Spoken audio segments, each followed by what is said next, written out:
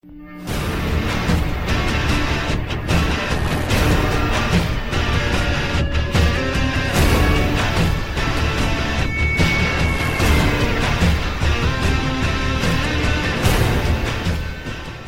listening to Bleed TV, the only podcast of today's best shows and movies. I'm Zach. And I'm Jake. And we're down Cash tonight. He got a little coffee fit. That's not the drink. That means like he couldn't stop effing coughing, you know. Yeah. AIDS. Yeah. Stop. Into the Badlands tonight. The episode 7. This was, what was the name on this one? Blackheart, White Mountain. Believe it or not, this name makes sense. I can actually totally understand and relate where this is coming from. Yeah, somewhat. You know, I'm going to move on from that.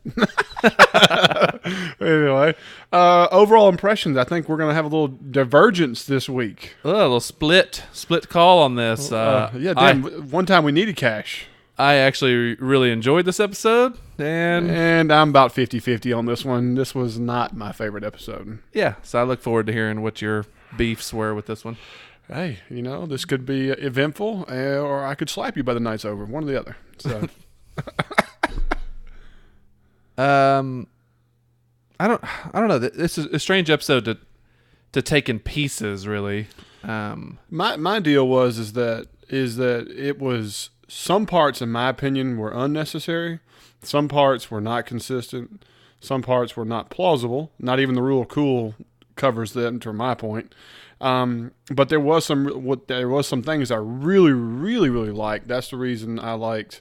I say it was a good episode. It was not the caliber of what I liked in the past.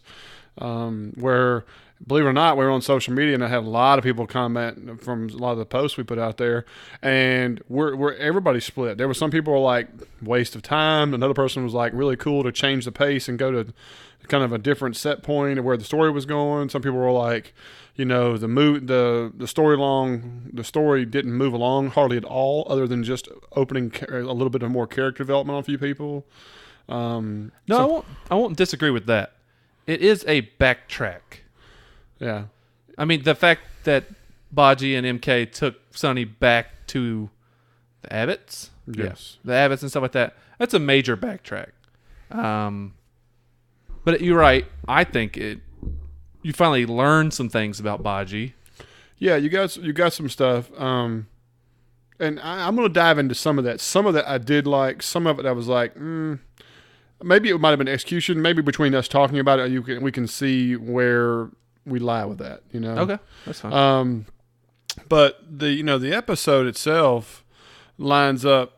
Right, exact continuation. Yeah, I mean, literally, he's still laying on the ground in the fake snow, and Bajji could give a flying, yeah, he's toast. Once they find these 5 marks on his chest. Yeah, well, until MK says, yeah, he's got these weird marks on his chest or whatever like that, and Bajji like, ding, Yeah.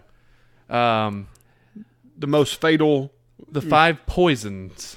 I was like, are we watching Kill Bill again? Yeah, it was like 5-finger death punch. Yeah. Do you realize how many Kill Bill references were in this movie?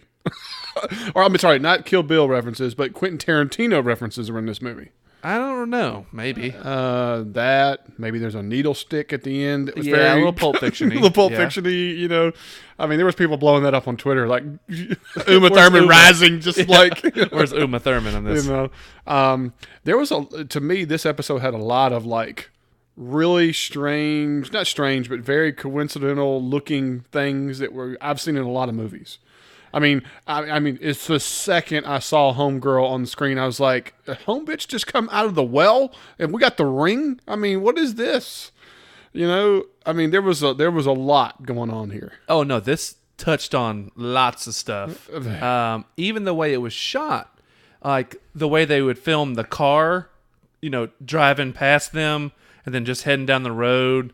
You know what I mean? It was like, a Tarantino movie. In a way, you know what I'm saying? Well, this episode was directed by Stephen Fung, one of the executive producers, and good friends with Daniel Wu, and stuff like that. And you can definitely see his was quite a bit different than what we're consistent with. Yeah, I think so. I think this was definitely shot a little like jumpier, like fast-pacedy. Another thing is that you notice they'd never really focused on the set pieces like in the past either. You know, it was always on a character, not like the set piece was a character of the episode. You know, I caught that immediately just when I went back and watched it for the second time. You know, don't get me wrong, there was a lot of really cool set pieces in this episode, but they were not... They weren't focused on. They were not focused on whatsoever. Yeah. I mean, realistically, we didn't even focus on a waterfall opportunity that could have been really cool. The house and the barn he was living in was just kind of a blur past and forth. River Bajji sitting the river, on. it was nonchalant. You know, I mean, the angles were way different. You could definitely tell the entire episode was very visually different, and not necessarily in a bad way, way. No, it just. You know, we rave about how much we love the set piece being another character of this show. But we also didn't get much for new set pieces. Well, you say that, but the waterfall That's the same one the MK trains at. I know that, you know, but we talked about a back door, rusty fin, like that. All that was bypassed, you know, and I thought that was something why say all this if we don't get to see it? You know, I could just imagine how cool this would be. Missed opportunity to my point. You know, at the house they were staying in and the farm and stuff like that, it looked like there was a lot of really cool details to it. That was like kind of the only really new thing that, you know, was something completely different than we've seen before, you know? Yeah, kind of. But I thought it was bland almost on purpose. I agree. You know, the whole grayscale. I mean, like the entire filter of the entire episode was in gray just about for that whole guy. But like I said, the chick from the ring, I mean, it was immediate, you know. Did you like the whole, you know, the alternate vision or mind play of Vale with an older Henry incorporated? Actually, I really did. It's not something that we see often, you know, where they play with this fact that he's poisoned and his mind is poisoned. You know what I mean? So he's like basically having to deal with confronting his biggest issue. You know what I'm saying? Right. His subconscious is attacking him. Right. I mean, it's almost like MK going to the Hall of Mirrors. You find out the thing that bothers you the most, or what you're seeking that could be devastating. He's in almost the same retrospect of, you know, this is his kind of what he's hoping for, but not, you know, realizing the dark side of possibilities. And but he's somewhat unaware. You know Correct. what I'm saying? That this is an underlying. He knows he's tired of killing. But he doesn't realize that the bodies are stacking up in his head. You know what I mean? Correct. And like he's having to face it for the first time, I feel. No, I totally get what you... I thought they handled this quite well. I was extremely surprised and I spoke to Cash about this before he left, the music choice. Anytime, you know, the hands would appear all of a sudden, you know, he's getting like touch on his neck. He turns, there's nothing there. I'm a huge fan of horror movies. Yes. And I thought this was handled quite well. There's a couple little spots in it that I was kind of like, meh, you know, I was iffy about. For instance, when she's all of a sudden floating and choking him, I thought that looked a little wonky. It was unnecessary to me. Like, her floating was... You've never seen her that way. It's always been here, gone. Right. You know, sleight of hand... just out of camera view, you open the shades, it's gone. Then all of a sudden, she's floating and choking. You know what I mean? But you immediately forget about it when you see the bloody footprints running out the door, and then how badass she looks when it's just focused on her eyes and her hair, you know, draped down and stuff like that. She's got like the green, you know, desiccation kind of in her face. The ring, yeah. It looked fantastic. So I wish they would have. It's almost like when the monster is so cool because you barely see it, and then they show too much of it, and you're like, oh, I see the rubber suit. You know what I mean? Right. Well, I mean, I know we keep referencing the ring, but if you remember the ring, you never really get to see her much. Until she crawls out of the TV. Until she crawls out of the TV, and then you don't get a clear visual of the face and the eyes and the full effect until right there towards the end. So I totally agree. So let's break this episode down into the Sonny part, and where his vision versus Bajji and MK and their storyline, because those are your focuses. Okay, let's knock out the smallest storyline real quick. Well, the smallest one was Jade. Jade, Baron. That nonsense. Okay, she's in the tub. It's getting cold. You get what you deserve, Jade. Yes, you're like snapping. The water's getting cold. Yeah, I'm like, the knob's right there, Jade. Turn the shit on. There's plenty more room in that tub for more water. Yes, I agree. Yeah, this is where you're just mad at the cameraman. Come on, man. I mean, it's smoking hot here. I mean, don't let us not at least get an ass crack. I mean, what are you doing here? But yeah, I thought this was kind of neat. I thought this was what we talked about when she first declared herself barren.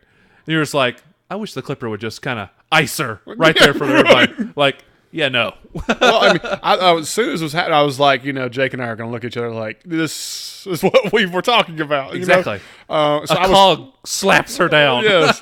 I was really pleased that they got to that, that quick, to show that really, her leadership was so frail. And it showed it, Did you there was a lot of complaints that they did not show like an ambush or you didn't see the Widow's crew or Quinn's crew coming in and seeing, too much. You got a little glimpse of them through the window. You know what I mean? You know why I think that wasn't? Because each episode has a budget. And when it comes to Sonny fighting the ghost and then Bajji and MK fighting, at the temple. I mean, you got to imagine. Just Sonny's sequence alone, that costs some money. One of the viewers that commented said that they were pleased that they didn't have to watch the Widow and like that, and that there was people out there who were saying that Widow and Quinn are getting too much screen time.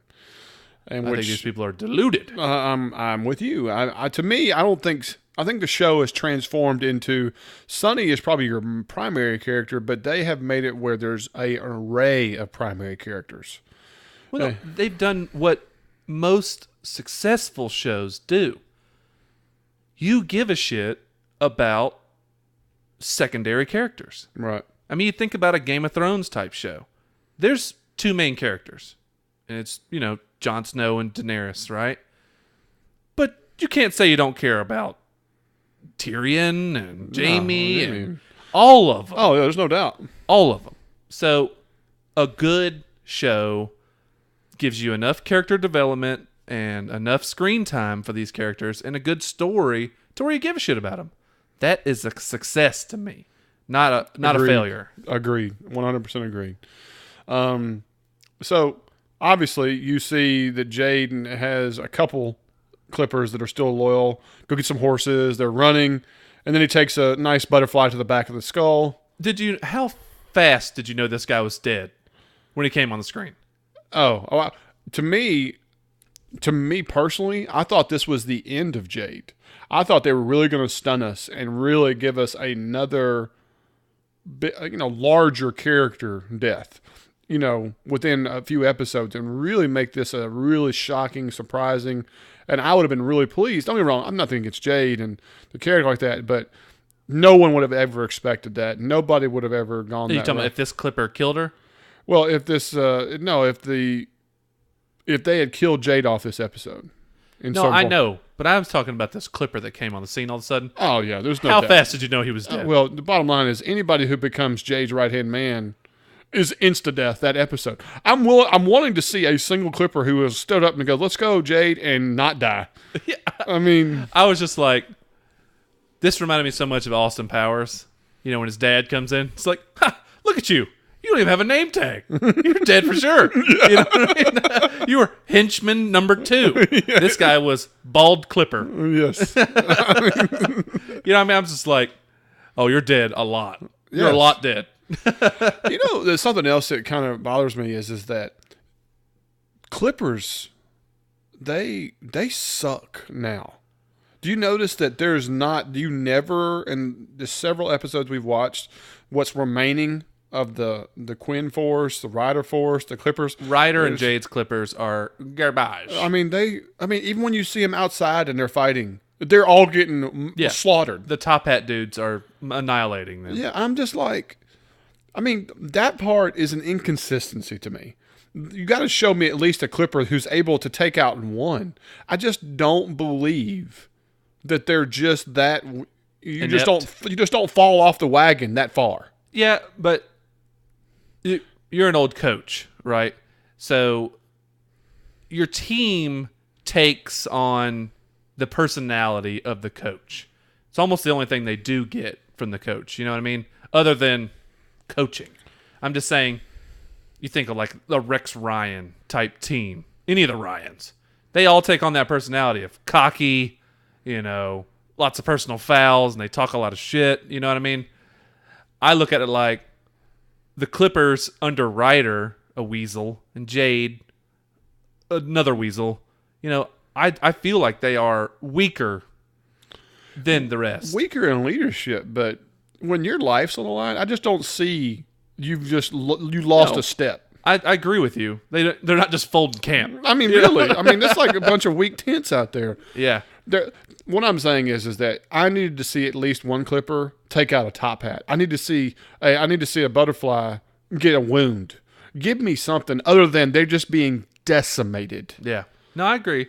I mean, I think they really wanted to show that this Quinn and Widow force, really just smashing this group.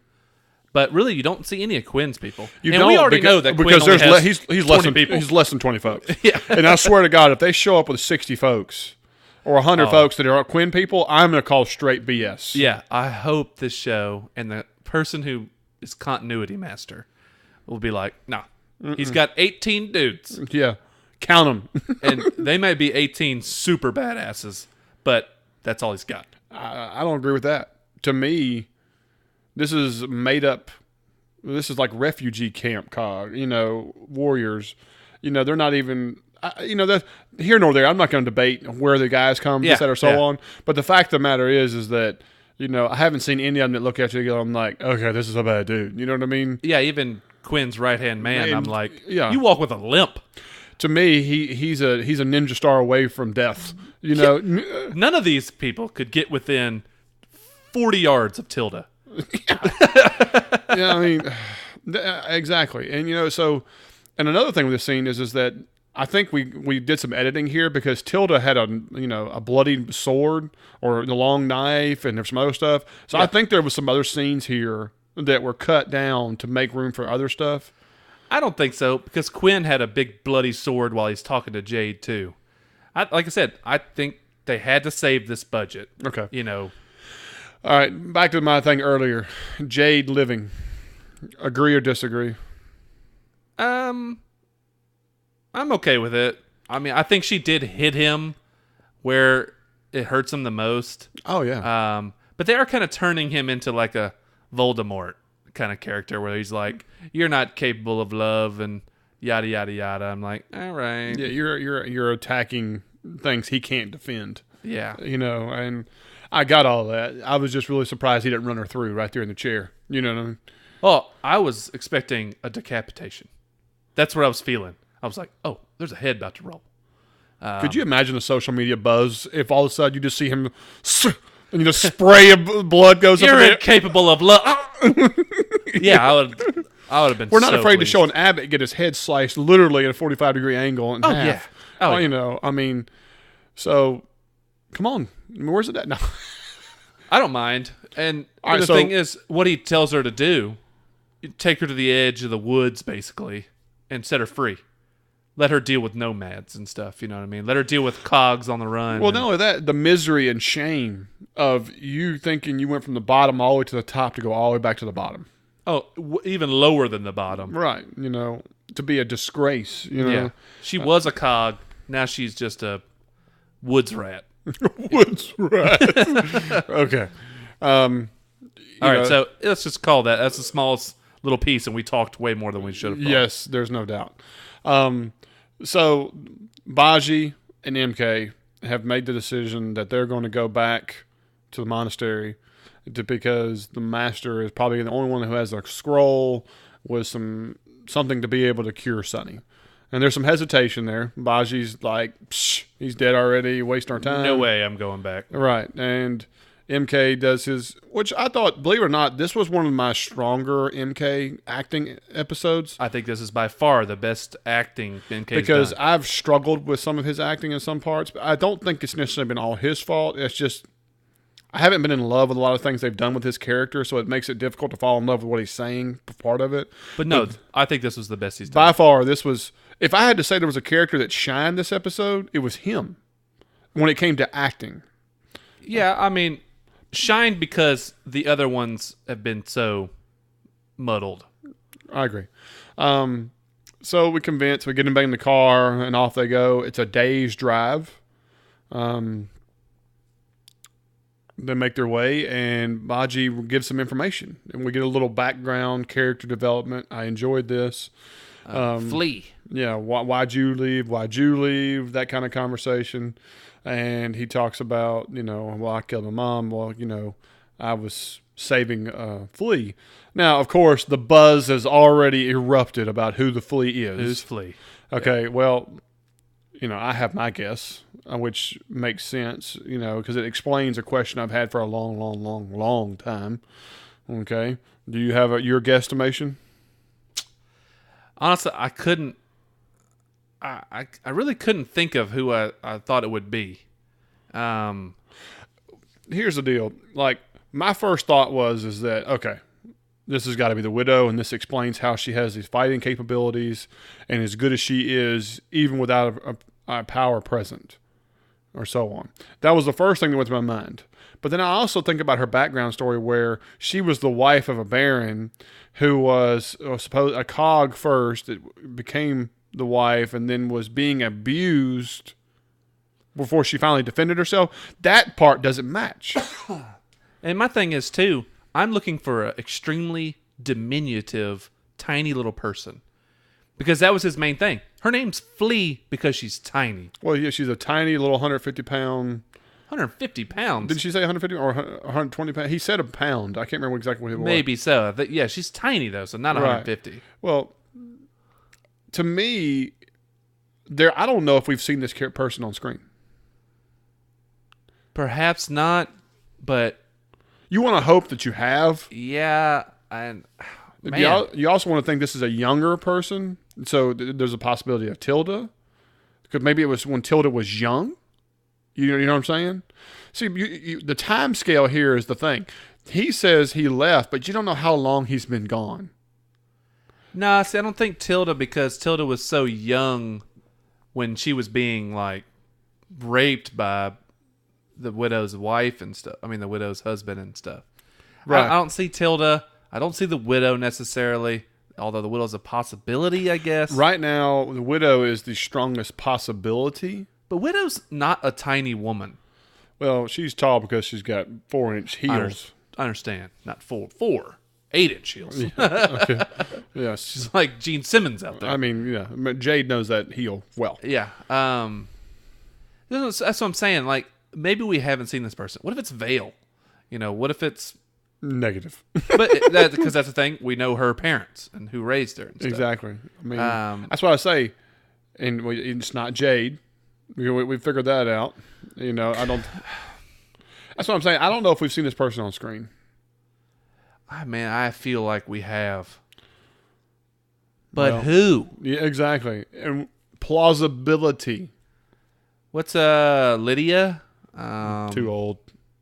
Nothing against her. She's awesome. Smoking hot. Don't get me wrong. I don't see that with the Bajji thing. Yeah, I agree. Because, everybody who's a student is young. I mean, like MK's age or this, that, or so on. So, and if Bajji let her go a while ago, we're talking a younger person. You know what I mean? And the only person on the screen that fits the age demographic is Tilda. But that doesn't make sense. And the widow could be a little old. This could be a long time ago. You just don't know. The time scale is not there. I think this is planted in there to make you really, really, flex your brain. But to me, I don't know if we've seen this person. Yeah, I understand what you're saying. And this is my weird, far out guess. Is maybe it's one of the other Barons people. You know what I'm saying? Mm-hmm. Like one of Chow's. Was that her name, Chow? Mm-hmm. One of Chow's people or something like that. You know, 'cause she like collects people. You know, I mean, that's her, resource. So I wonder if it could be something like that, maybe. Because I'll have to get into it when we talk about it more, but he lost his power because he set her free. Right? That's what he says. It was never clear to me how he said he lost his power. I'm still not clear how MK lost his power. Right, I'm not either. But that's the thing, though, is like he said he found a spiritual loophole, and he freed her from the needle room, and that's why he lost his power. And I'm like, what the hell does that mean? Yeah, there's a big bridge that we have not been able to connect to figure out this. Because, the MK losing his power I'm still baffled. I have zero understanding.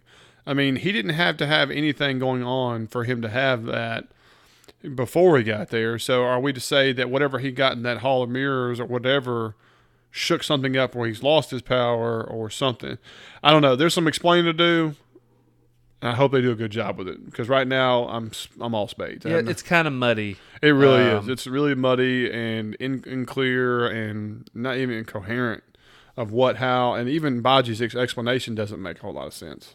But, when they get into the master's chamber or like that, and he's like, no, grab all the scrolls and this leather satchel, while he's over there pocketing the compass and stuff like that. I have a feeling like he wants all those scrolls to figure out how to get his power back or something. Oh, yeah. There's no doubt. But the crazy thing is that I don't see him grab multiple scrolls. I see him going through them and grabbing one. I agree. But I'm not wrong, right? Bajji said He grab said them all. grab them all. He said also grab a leather satchel about yay big. Right. It's, like that. And he found that, and it's got the needles in it. And then you see Bajji going through scrolls and dropping them until he finds the right one. And then he takes the compass. So, to me, they only took one. A scroll, a bag, and a compass. Correct. Is all you saw him take. I understand what you're saying. And, man, we totally passed over one of the greatest lines. Oh, no. The lines is that, he talked about his dick one time. He also talked about shit up to his titties. And Well, he goes, yeah, I don't want to be tits deep in shit. And I don't like shitty tits. Yes. I almost fell off the couch, dude. That was fantastic delivery. Yeah, I don't want to go to the door with dick in hands because I just don't do that stuff to my dick. Yeah. I don't put my dick in that type of situation or some stuff. I was like, wow. Somebody had some fun with the writing on these. Yeah, absolutely. But yeah. the shitty tits one, I just about fell out. Oh, man, that was good. And it's just perfect that they have Nick Frost delivering this stuff. And he does well with this. Sometimes I yeah. could see people flop with this kind of lines, and easily. He drops them well. Yeah, it takes like a Waldo, a Nick Frost, character, Bajji like this Very to pull charismatic. these off. Very charismatic. Yes. Yeah. So they get to the tree. He sees the waterfall. He changes his mind. And MK does the spiel of he's the only person who ever loved me. He's the only family I've got. I killed my mom. Yeah, all that stuff. And so he convinces him to go. And we're going to go through this door that's locked but has some rusty hinges. Yeah. And I'm like, okay. And Skip completely. Skip, bypass. We hear a dinner bell. They say they have very little time. We got a half hour. We got a half hour. To me, it's going to take over a half hour to get to the waterfall, through the door, break it in, and get to where they were. So with the speed at Bajji moves. Yeah. Yes. So a little bit of issue with the time there, but I moved on. Yeah. So they get in there rather simply. No guards, no nothing. Yes. Well, it's dinner time. It's chow time. It's chow time.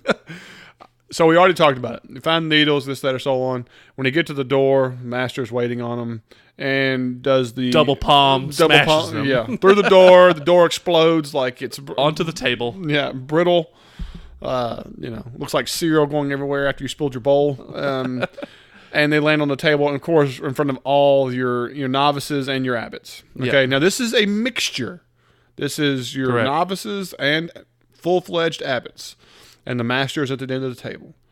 Okay? And this is where we get the first scene of, total bullshit. No way they did this on screen. And this is when you see Nick Frost do a backflip and do a complete circle in the air and lands on his feet, hands ready to go. All right. We spoke about this last episode. Yes, prior to this. About how we don't want to see Bajji break the laws of fat physics. All right.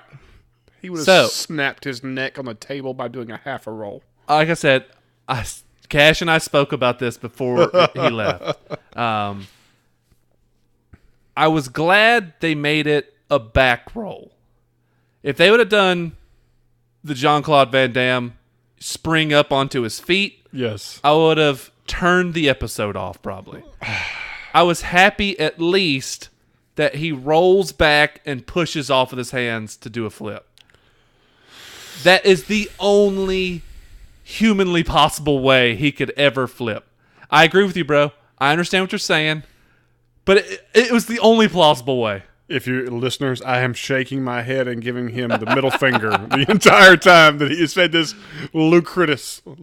just absolutely ludicrous explanation of how this has somewhat plausibility. So I'm telling you. Nothing against Nick Frost, but he is 300 pounds, rolly wide as he is tall, can roll as fast as he can walk, and you're going to tell me this guy can, laying on a table, after taking a chest, taking one to the chest that makes you fly 17 feet through a door, onto a table, slide 10 feet, that he is going to be able to roll them big legs of his up, get enough momentum to put his hands and come up over onto his feet. No.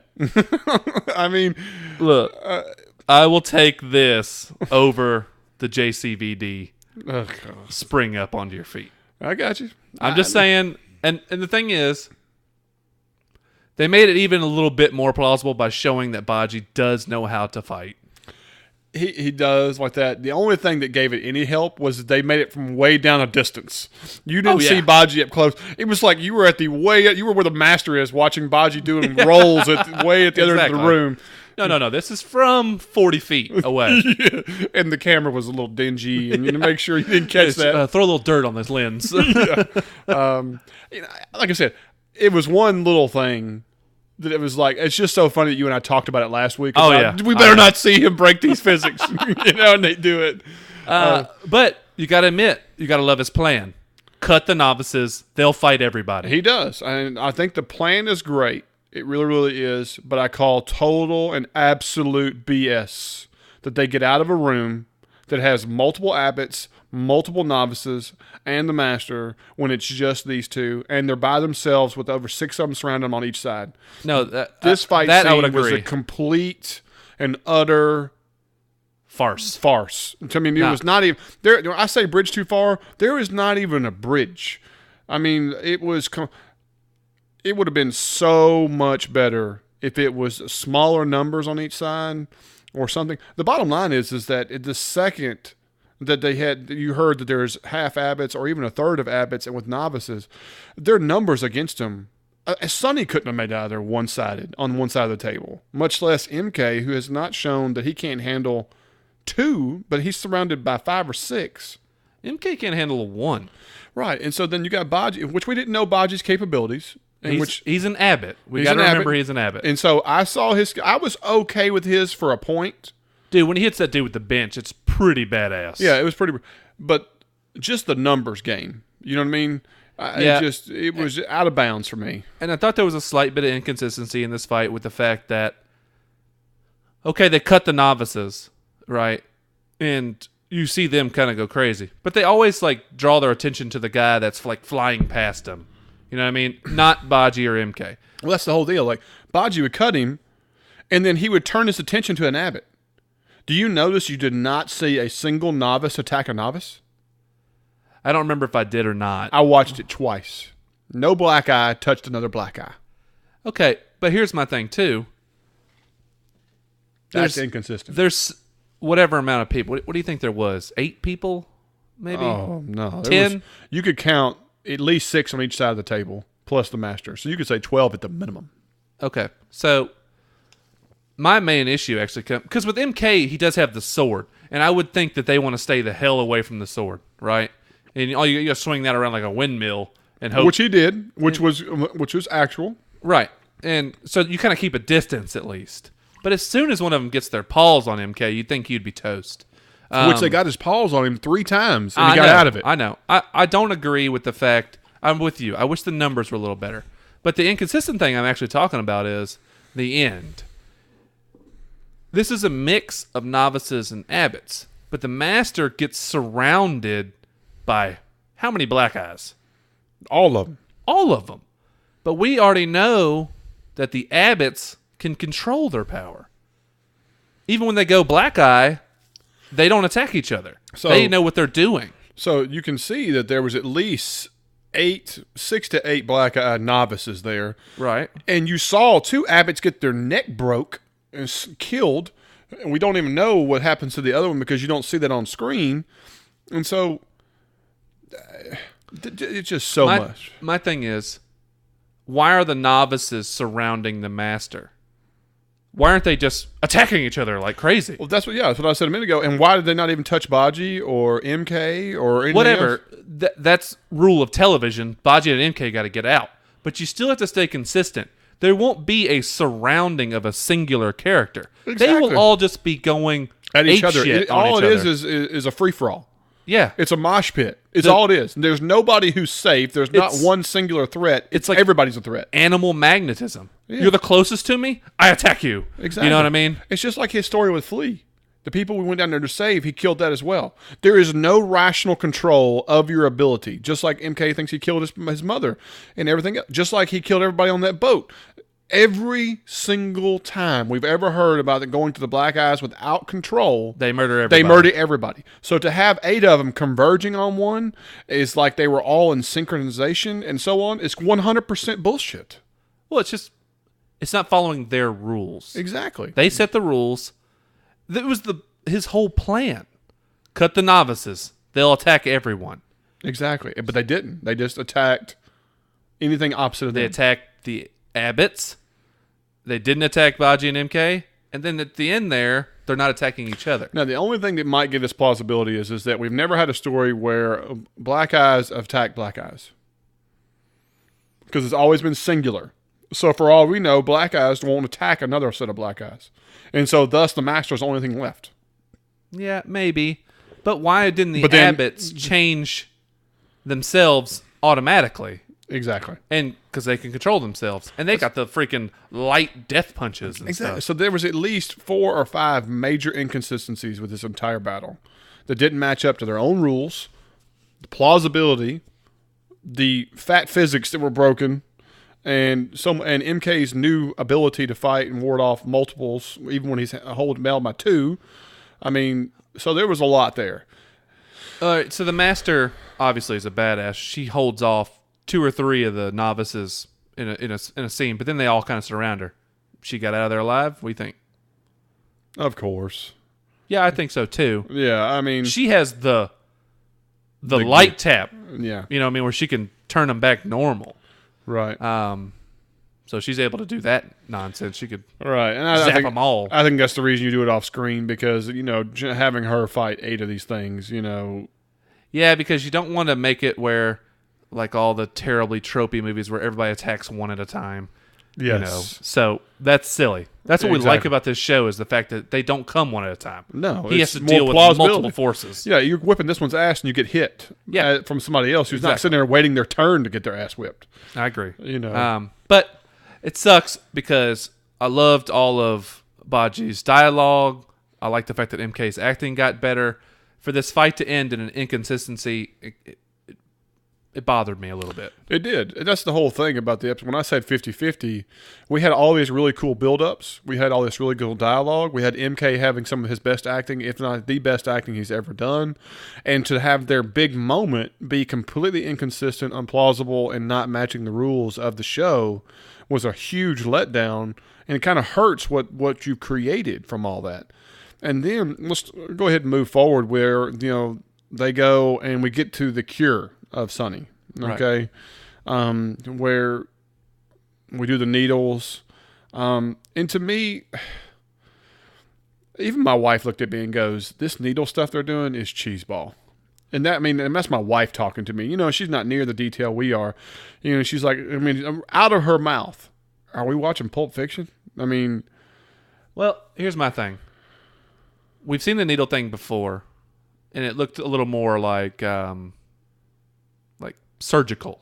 You know it was more precision. More precision. It was a machine doing it. Remember? Exactly. Bajji, who we obviously can tell is extremely powerful, is waylaying these needles into him when it's a needle. You know what I'm saying? Like, you just stick it where you need to stick it. And not only that, he does them 5 of them. I count all 5. Okay? Well, yeah, it's supposed to be like one in every fingertip or whatever. Yes, exactly. And like you said, he's ramming them home where like it should come out his back. It would come out his back. And if it hit a bone, it would bend and snap, Burr. You know, I don't understand it. They don't do any... They don't do any justice by the way they went about it. Well, it'd be okay if they explained it in any formal way. But this is supposed to be some horrific version of acupuncture. But the thing is, you see the needle, you see what it looks like, and you see him like slamming it down into him.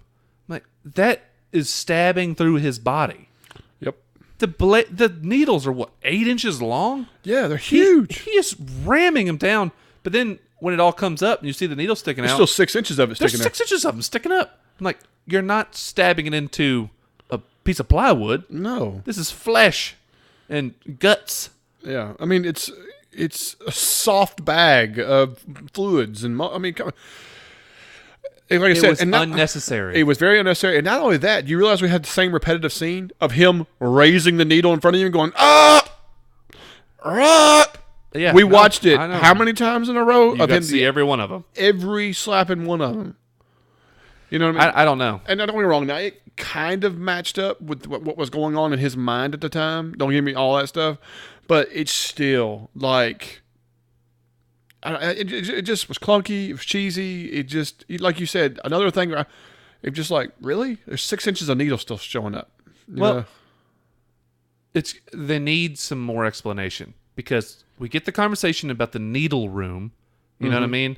And it's like, okay, why do the needles take the power away? Now, why do the needles cure Sonny? I mean, are these just metal spikes? How hard would it have been to him to unroll that scroll and like give me something that says, all right, we need to do this, this, and this. You know what I mean? Something that takes 4 seconds of him actually showing, instead of just going straight to him, stabbing him, Uma Thurman. Well, I would have liked to have seen that the syringes were full of like a green liquid, yeah, a blue liquid, a white liquid. They were all clear. There was nothing in them. Well, I didn't see anything. Right. I mean, well, you saw what you could see out of his beefy mitt that wasn't covering the heads of these things. Yeah, I understand, but once again, no reason to stab him into him like you're trying to murder him. Yeah, because it was murder. Because if you ram that thing through someone's heart, it's probably bad. Yeah, and not only that, if you saw where the bruises were, which I thought it was really cool, the special effects. Oh, it looks great. But 2 of them are on the sternum. Right. You know, which the other thing is too is that, wouldn't you know, I went back and looked when Sonny got hit, and this is not where Sonny got hit. I thought he got hit more on the heart side. He got hit more towards the heart side, but like above the liver or kidney area. It was more to the side of the body, like under a pec or right at a pec. Does that make sense? Yeah, I thought it was like nipple height. Exactly. And from the angle they show you, because they were body to body, face to face, and this guy's hitting with you the right hand, he would not be able to do a blow to the center of the chest of the person the way they showed the camera angle. And so when you saw the bruises where they were, we are, as a viewer, as a novice viewer, you're supposed to associate that's where those hands were making contact with your body. You know? Yeah. And where they showed on screen is that he was getting hit in a different spot of the body, but the bruises were in the center of the chest. Yeah, and I almost want to watch it again because I don't feel like the hits the guy was landing looked like matched 5 fingers. Up like a separated hand. Exactly. Because, man, there's almost no power if you hit somebody like that. You know what I mean? That's like, and I didn't look to think, was the thumb on the correct side? Well, not only that, well, the thumb was, But did you notice that, like, it was almost a straight line of bruises? There was a slight arc to them, and so when I was trying to take my hand and like put it on paper just to see if if I could make that, the hand shape I had to create to do that looked nothing like the wounds or the hits he was taking. Well, like the hits he was taking. That's what I'm saying. You know, I would be curious to go back and look.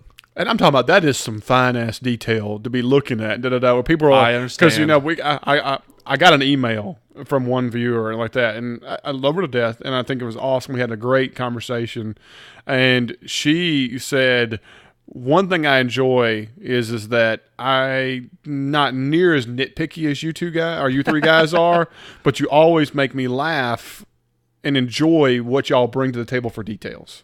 And I thought it was a huge compliment. You know, it's like, yeah, why worry about details when you just got to listen to us? We'll let you know what they are. You know? Well, and the thing is, the main thing we praise about this show is the details. I mean, just the set pieces alone, the details. The details on weapons and the details on the costumes.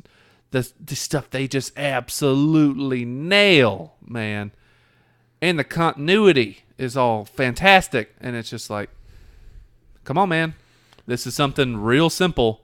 The special effect makeup of his wound, his bruises, looks fantastic. It is. It almost looks like he's zombifying off of him, like it's poison. Yeah, well, it even shows some of the lines moving. That was really well done. But go back to the scene that you just, filmed.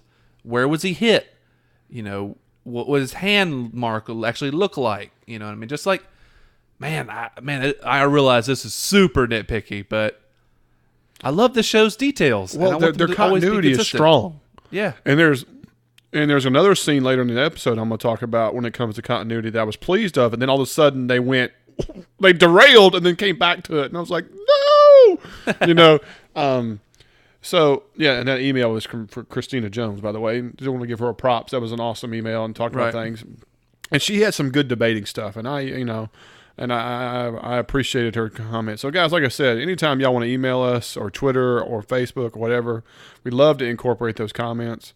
We talked about several people who messaged us about the widow possibly being flea and different things like that. So don't hesitate. Always hit us up. But to continue what we're talking, Sonny's dream sequence, basically. Well, do we want to finish up MK and then by the river?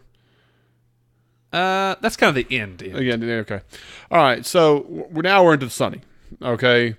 We're in our dream sequence. When we wake up, we have this realization of Vale. Oh, you're here, and oh wow, this is Henry. We get a super realization that this show has been hiding Vale's body this entire time. Yes. Well, we've seen.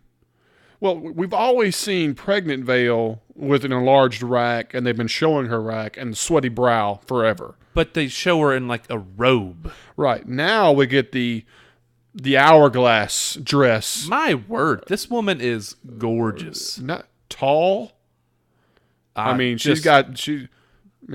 went all out on her makeup, everything like that. Oh yeah. Well, there wasn't an inch of fabric that could have been pulled away from her on that one dress. No. I call it the nun dress, the white thing coming down. Oh yeah, with the thick belt across the fashion designer had fun with this. Yeah, I want to know if she could breathe. There's not a single eyebrow hair out of place. Yeah. Chick is gorgeous. Yes. And then we get Henry, and I was super surprised that they were able to find a child that mixes a light-skinned black woman and an Asian man. To me, Henry fit the bill, but to me, he looked Indonesian or. I agree with you. He had almost like they grayscaled it because, man, this is hard to find a kid. Yeah, he has a weird skin tone to almost where it's like, it's not blackface or anything like that, but it's like he was maked up that color almost. I'm not beating it up. I like the actor they chose. I like the look he had. I thought all that was good. At my first initial thought when I saw Henry was not Henry. Does that make sense? I saw a Filipino child or an Indonesian child or there you go. I thought maybe a little Filipino. Something of that nature where, I guess what threw me was the longer straight black hair a little bit. I don't know if it helped or hurt. There was just something a little off. I thought the eyes would have a little bit more characterization towards Sonny, because when you see the baby Henry, when you the true baby Henry, chubby. It's chubby. The skin is much paler, more Asian, and much more Asian characteristics, especially in the eye effect. And so when you see Henry, it just doesn't match. Which, don't get me wrong, this is a vision or poison on your mind or whatever. The two didn't match to me. As a father of 3, your kids, they come out and everybody talks about cute babies and stuff, but really they look like lizards. I mean, they're hideous little creatures when they're born. Speak for yourself. My children were beautiful. Yeah, okay. I know they all look the same. They are purple and gross, and we're talking about minutes after birth. I understand what you're saying, but you can't tell me that baby Henry, the last scene you saw baby Henry, okay, which looked like a little tiny sumo wrestler in a blanket. Yes, a very chubby little fella, very distinct Asian eyes, the whole 9 yards, what you would expect, and so on. And what you see now as future Henry do not correspond to me. Yeah. It's a leap, but not terrible. Yeah, but I'm not going to beat it up because I like the kid. I think he did a good job. I think he did a great job. I really liked how they did all this stuff. So you meet Henry, then we go outside, and they're doing some farming stuff. Like I said, cool set piece. I love how they had stacked wood as part of going up the stairs. All that stuff was really cool. I love all the fencing. And he's like, I don't want to be a farmer. I want to be a fighter, and it had taken 5 seconds to hit him in the hand. And, my bad. Not bad. He goes full Adrian Peterson on this kid. This is Blue TV, and we're done for the night. Yeah. Adrian Peterson. Shove these leaves in your mouth, little boy. Yeah. Go find your switch. Yes. Yeah. So I thought this is a subtle way to start this. It was. It was. And this is like, once again, Sonny's worst nightmare. Like, I don't want to raise a kid to be violent, already his interests are already off. This is the first sign of flaw. And this kid swings around this freaking wood staff, walking stick. It slings it around like a pro. It's like, oh God, this 7-year-old could kill me. Yeah. So then it turns to, hey, I'll race you to the barn. So they run up to this barn, and you have all these hogs laid perfectly with. Are we to say that there's crosses been? These are X's. X's or crosses, or we find out what they actually are. But we forgot. He's like, I want to be a fighter because girls like fighters. And he's like, well, some girl you're interested? He's like, yeah, girl in the woods I met named Artemis. So it's like, oh, creepy, cool. No. I finally realized what this is. These are the hash marks off his back, carved into the pigs. But when you first look at this, you do not make that realization. No. It's not until the boy's hash mark gets carved on his back and stuff like that you realize that this is what this is. Weakest answer for this is that this is wolves. This is so far from an animal. These are clear-cut lines on this thing, Sonny. Precision. And not only that, wolves will stack their wounded prey in nice, even lines. Yeah. I'd be wrong. I didn't have a problem with that because what do you tell a kid when you see something that looks like a massacre you've never seen before? Oh, well, it's wolves. Yeah, what do you tell a kid? But then you tell your wife the same shit? No. I'll build the fence higher. The wolves won't come in. Dude, there's a serial killer out there picking up our pigs, giving us a sign. And she's right. We're moving. Yeah, really. Without you or what? Oh, we're gone. This is the smart person in the horror movie. Don't run upstairs, you stupid bitch. It's like, this is the smart person. Like, I know it. Holler. Deuces. We're out. Yeah, we're out. There's some chick out here looking like the Grudge. We're gone. He's over there. First off, you know anything about wolves? They They eat you ass first. They're horrific animals. Well, it's a massacre. There's no definition. Yeah. I mean, they are awful. Yeah, I mean, monstrous creatures. And this thing is perfectly carved out and laid out nice. Right. He's laid some pig bellies out. I know it, man. Fresh bacon. Like they're curing. Throw your salt out. Throw your salt, There's some fresh pork grinds over here. All right. This bothered me. The blood drips on Sonny from above. Okay? Yes. Was this purely just him realizing they were dripping water into his mouth? Or was this him just finding blood above? Because you never got the answer of why there was blood above you. Yeah, I don't know. I don't think there was any reason other than a really cool editing to where the blood dripping on him was the water MK dripping in his mouth. That's all that I could figure out, so I was okay with that. But, there was some people who's like, what the hell was bleeding above the barn? Because it made it look like there was blood coming from above and leaking down. You know what I mean? And you got to remember, this is also a dream sequence. Absolutely. I mean, blood could have been pouring up out of the ground. Oh, God. You know what I mean? For any reason. Well, there could have been another whole row of pigs above, Well, yeah, I was expecting him to look up and there'd be a pig hanging from the ceiling. Yeah, or stuck to the ceiling or something like that, Right. Well, a bunch of jars with blood everywhere, like exorcism, Yeah, just some sick.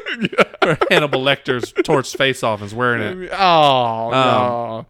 But anyway, so then it cuts away, and we go back to, all right, it's time for dinner, and you go in there, and he's got this slice on his hand, and Artemis gave him Sonny's sword, that he took off of the moon. What is now Sonny's sword? It is now Sonny's weapon. All of a sudden. Right, just new definition weapon, supposedly. Yeah. And he sliced his hand open on it, I don't want you to see this girl anymore. I don't go out in the woods, blah, blah, blah, and so on. And then, of course, it cuts away again, and we get to the part where is he crying in the bed? Okay, he's got blood on his back. Is that his next thing? Or he lifts up his pajamas and he's got the branding or the marks. We get a couple scenes of Sonny spotting Artemis on the wood line, and then her vanishing. And I like those. Her from the distance were good. Oh yeah, and even when he cuts back and you see the tree limbs moving, I was like, oh, that's kind of cool. Little thing to put in there. Right. Yeah, I think this is when you get Vale wanting to leave. No, that's after the back. No, it's after. It's after the whole, his thing on his back. But yeah, whatever. It goes into his back being carved. With one of his hash marks. To me, it looked like a branding, like something had stuck him, and left an imprint on his back. Yeah, but it also could be a peeling. Right. Because it looked like it was just taking the layer of skin off. It's just like when you saw his tattoos later, they were glowing and coming off of his skin, like they were enlarged and raised on his body. No, they were actually embedded in his skin. Okay. They were carved into him. I'm talking about Sonny later on in the episode. I'm talking about Sonny. Okay. Well, to me, it looked like they were coming out and raised, glowing, hot. No, because you remember when the blood's pooling and it falls into him? Mm-hmm. That's his back. You see the blood rippling, and it's rippling down him, inside of the stuff and gathering. Well, this is the part we talked about where the hands come under the table, the hand comes across his neck, and then he's being choked, which didn't care for this part like we talked about earlier. Right. And plus he was standing on his toes. It's not even like he was lifted off the ground. It was... But once again, it's just to show that the poison is choking him. Right. It's symbolism, yeah. And this is where MK puts a respirator on him. Correct. So he can breathe better. Right. Cool respirator, by the way. We see these respirators every single day at work. It's just, they put some steampunky stuff on it. Yeah, it had these steampunky valves on each side and some, metal nuts and all that stuff. It was pretty neat. Almost in a way thinking maybe it's one of the gasser masks. That's what I thought. To me, I thought they're going to give him some opium to try to make him relax and maybe help him out. So that's totally where I was with that on as well. So they do that. Well, then he goes outside to look, and he, nothing there. When he goes back inside, Vale is shish kebab. Tore up, on the ground. Now, blood everywhere. She's blood. No distinctive wounds that I could tell. She had a mark on her forehead. Some spots. It was just blood streak. It was just blood everywhere. There was no significant stab wound, no slashes. Her clothes weren't tore. He was just bloody, bloody, bloody. And so as soon as this happened, I was like, okay, continuity, man. He better not walk outside with clean clothes on. No, and he doesn't. He rolls outside and he's got a splatter of blood on his body, right here by waist, and it's already soaking into his clothes a little bit. Yeah, and it's a good stain like that. He sees his son. His son's covered, bloody footprints, right, running walking out. away. Yeah, pretty. My favorite special effect of the entire episode, very cool, was the bloody footprints and the blood pooling and to make the slashes. I thought those were by far the coolest things. He goes outside and you see his son, and he's covered in blood. And he's like, she wanted to leave, and we can't do that, and she wanted me to be a farmer. Yeah, yeah. So I like that. So it made it look like he was the one that killed his mother. Right.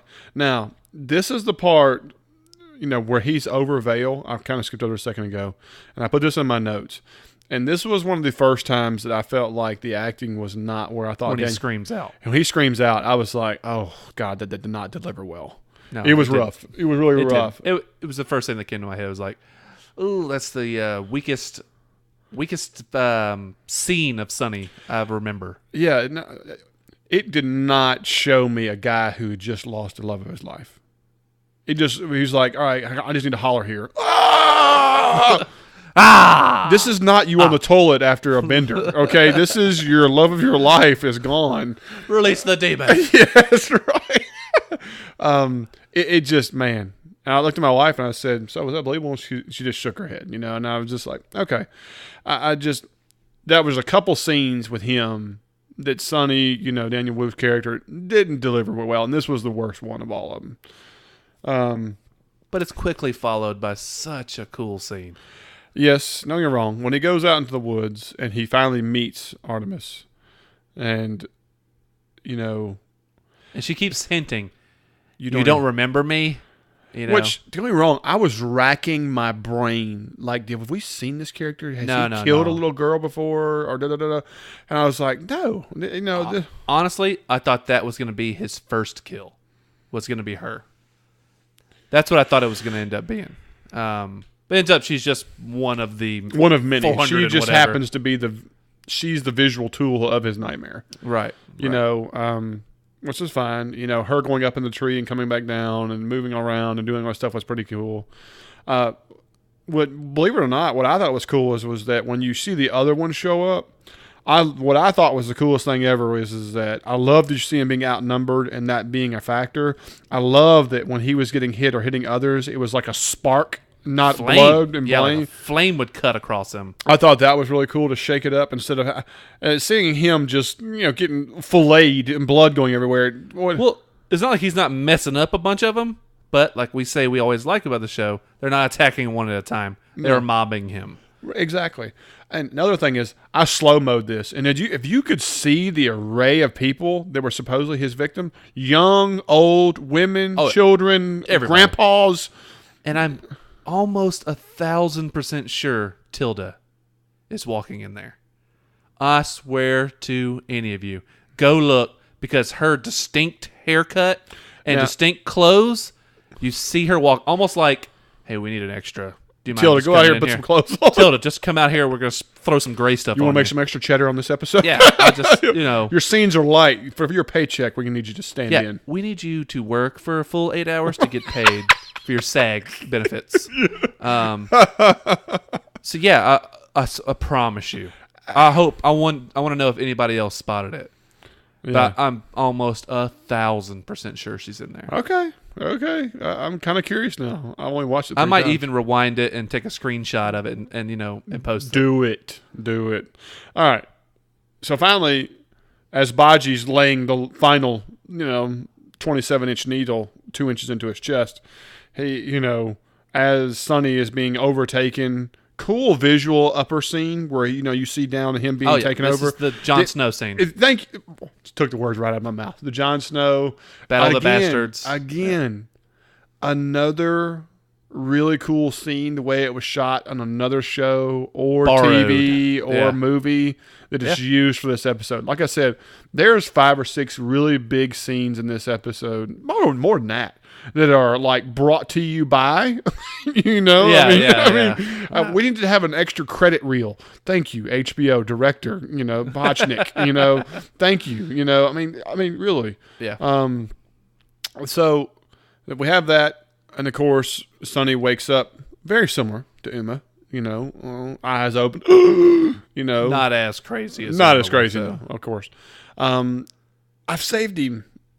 We saved him. We've saved and the cheese ball rolled off the table at the exact same time. I mean, it was just...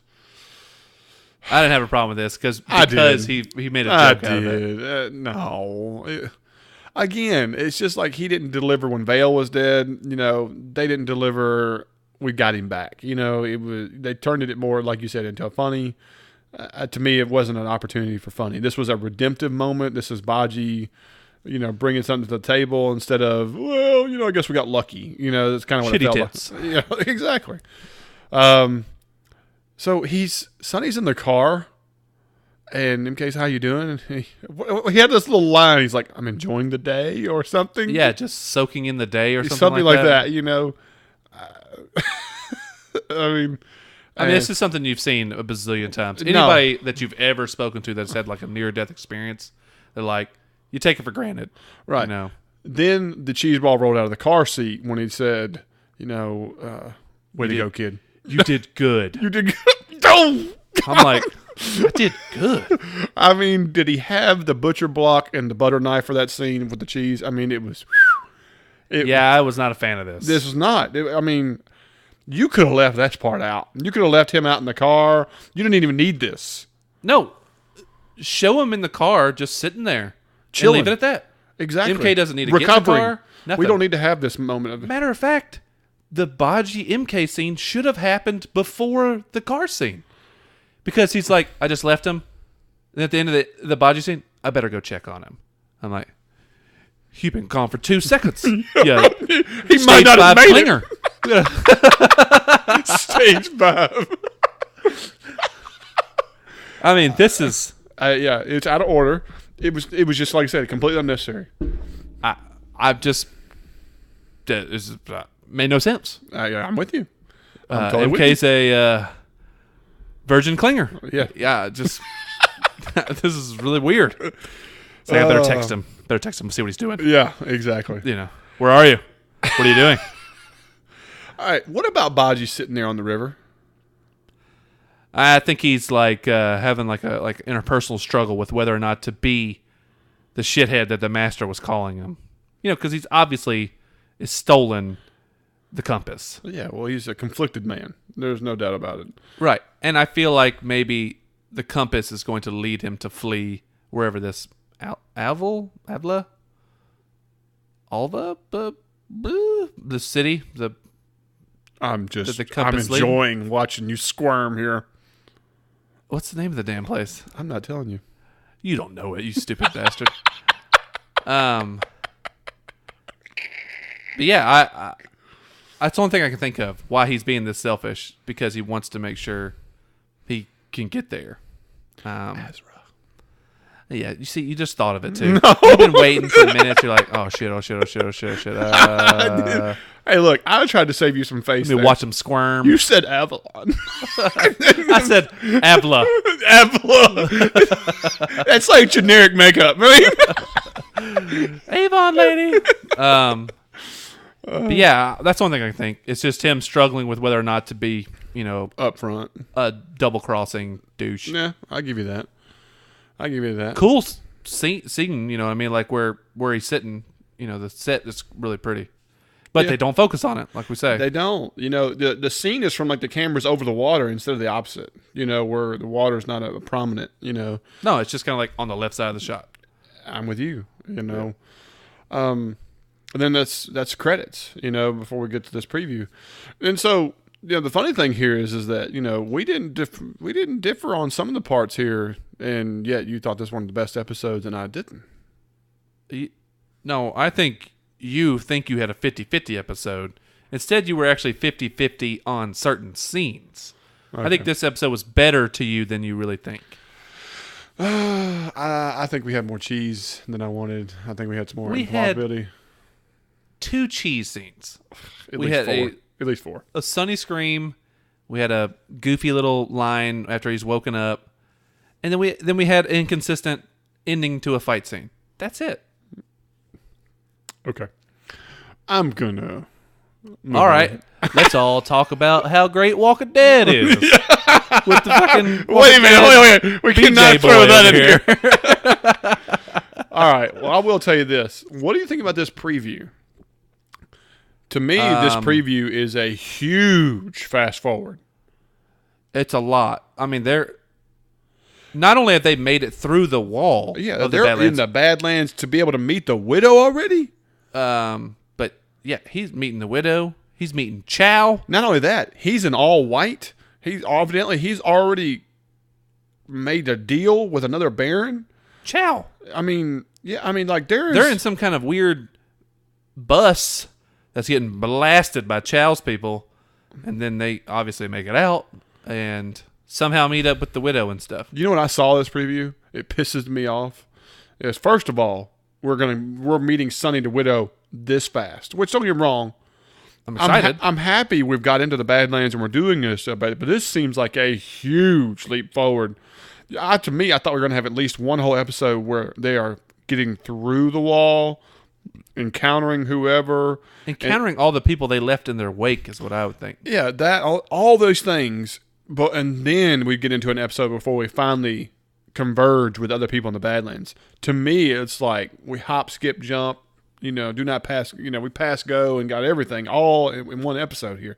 And here's the thing that's going to make me mad is that I think they've shown the final scene of the next episode. I was just about to say that. When he lays that sword over the widow and says, "No one is safe."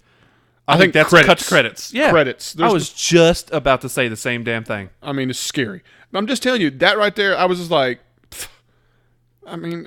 This fell into a constant problem that we deal with movies and television, where the trailers, previews, whatever you want to call give it, away too much. They just throw too much at you, and it's like, oh man. I mean, it's like, think of the funny movies you go to watch. The trailer is full of all of the funny scenes. Yeah, the best parts. And then the rest of it's like filler. It's so hard for me to even go to a theater to watch a comedy now. I will not spend money at a theater for a comedy. There's no reason when you can watch it at home. The experience is no different. Exactly. Because it's for the humor. And if the humor is wasted in a preview, what's the deal? The only movies you go to the theater for are action. Sci-fi for sure. Stuff like that. Sci-fi is a form of action, though, in a way. You know what I mean? But yeah, sci-fi or action movies. That's the only reason. Which is a theater experience, Which you need the theater experience. The sound, the size of the screen, enjoying it with other people around you. Absolutely. Yeah, so this preview, as cool as parts of it were, I hope people realize that it is shooting you way in fast forward mode. I feel like this is going to be bad because we're going to bypass some things that I want to see details. I'm scared we're not going to see any of these former foes. Nas, any of those people like that. And we're just going to walk through the wall somehow and immediately meet up with Chow, and that's how the story begins. I don't know, man. I think these guys are hopeful is my thing. I have not seen the article, but Cash has said that this is already signed for a third season. It is. It's already been done. I already tweeted and private messaged how many Al episodes? Goff, and they're getting 16 episodes next season. That's right. That's a boatload of episodes. That is a ton. If they're doing, AMC does that, but AMC when they do 16, they don't do 16 in a row. Split it up 8 and 8. I'm wondering if they're going to do the split. Maybe so. They need to fill some slots. Guess what? The split has worked for them. It's like getting 2 season finales in a single season, thus creating a new platform. AFC has done this and is doing well with this blueprint. I agree. And so we could go an 8 and 8. But my thing is, if they already have that, then maybe they already assume that they'll get another season, and they can start bringing old characters back in. You know what I'm saying? Yeah. I think they are. Their expectations are high, and that their dreams are big. You know what I'm saying? So I think maybe they see a future for the show. Here's the thing about Into the Badlands that I do not want that Al Goff and Miles Miller to do. Do not make it a revolving soap opera where the big bad guys never can die. Well, we've already seen that that's damn near not the case. We've Well, seen big characters die. Not the massive characters, but we've seen some big ones go down. Okay. Well, I'm saying, like, I think for this show to really be able to bring it, we're going to have to be able to see, we're going to have that shakeup. You know what I mean? You're going to have that story direction go where you can't just constantly have Quinn, the widow, Tilda, Sonny, Bajji, all these people are always safe. You know what I mean? There's going to have to be a shakeup. No, I agree with you. And you got to understand, all the characters we met this season, as far as like bad guys and stuff, including the Master too, it's like all these people still have stories. You know what I mean? I'm like, yeah, there's plenty. You have There's to a wide work them open. in. Yeah, there's a huge palette here to work with. There's no doubt. You got to work them in somehow. But the way the show is going and the pace is going, I just don't want it to be a reshuffle in a new version of Control, loss of control. No, I agree. I think an end game for the show is like the end of Barons. Well, not only that, or Azra, it's like the Wizard of Oz. When you finally get to the castle at the end, you know what I mean? Yeah, and realize what it is. Yeah. Exactly. And so that's kind of what I'm looking at. So I don't know. That's what I feel about it. But guys, as always, really appreciate y'all listening. Still, absolutely love Into the Badlands. Think it's one of the most unique and visually appealing shows out there. Really, really enjoy it, and always enjoy y'all guys conversing with us, talking at us. Got a lot of emails, a lot of social media this one. Really appreciate all those comments y'all put out there. It's been a lot of fun, and we look forward to the next episode and where it takes us. But other than that, guys, I think we're going to call it a night. This is Bleed TV, and I'm Zach. And I'm Jake. And we'll see y'all next week.